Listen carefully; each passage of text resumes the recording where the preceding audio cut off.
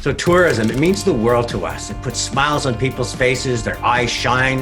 It's a chance for a city or a country to put their best feet forward, whether it's recreational tourism or corporate or events. It's 10% of the world economy, 9% of the jobs. To find out more what we need to do to stay in step with these changing times, I'd like to now introduce Scott Beck, CEO of Destination Toronto.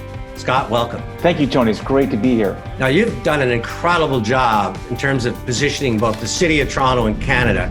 Tell us a little bit about what you're doing and why it's working. I think first and foremost, organizations like ours are at our best when we reflect the destination we represent. Our role is to find the essence, sort of the authentic elements of our community that are powerful and transformational to people. What I have used in describing sort of the Toronto that is today is this sort of story about when you were in high school and there was this really nerdy guy that, was sort of an outcast, and then you come back to your high school reunion, this kid's a tech, millionaire. And that's sort of how Toronto has developed. It's this city that is not supposed to be as great and cool and interesting as it is, but it has really evolved into a place that is absolutely incredible. And I think at the heart of that is this idea that we are, demographically the most diverse city in the world.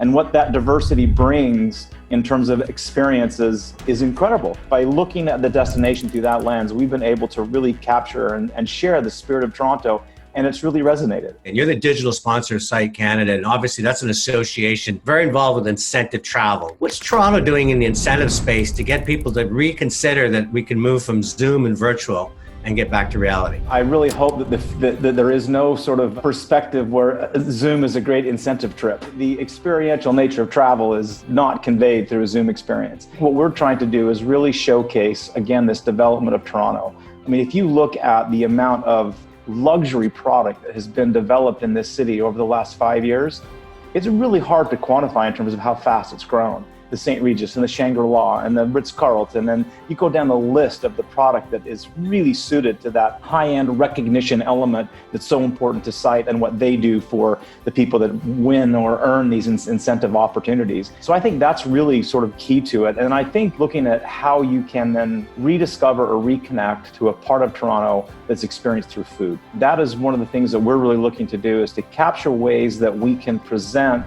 opportunities for Site members to create special opportunities. I think that's two of the sort of things, this luxury and culinary, and where those can intersect is really, really powerful for us. So any final thoughts in terms of the Site members listening, not only in Canada, around the world, words of encouragement as we come out of this sort of COVID, or at least we work our way through it, that the things that we love the most are still going to be available? It's not about when, it's about how. So even right now is the time to begin to market the experiences that are available. So I think that's one thing to really consider, is that it's not about when we start, it's about how we start and how we communicate safety protocols, measures, all of those things that are very high in terms of the guests need to understand and be aware of. And the last thing I would say is, I'm going to quote a gentleman who gave a presentation who I think is incredible. His name is Adam Sachs, and he said, all our forecasts and scenarios are moored to the non-negotiable assumption that travel will fully recover. The pandemic will end. History supports the premise.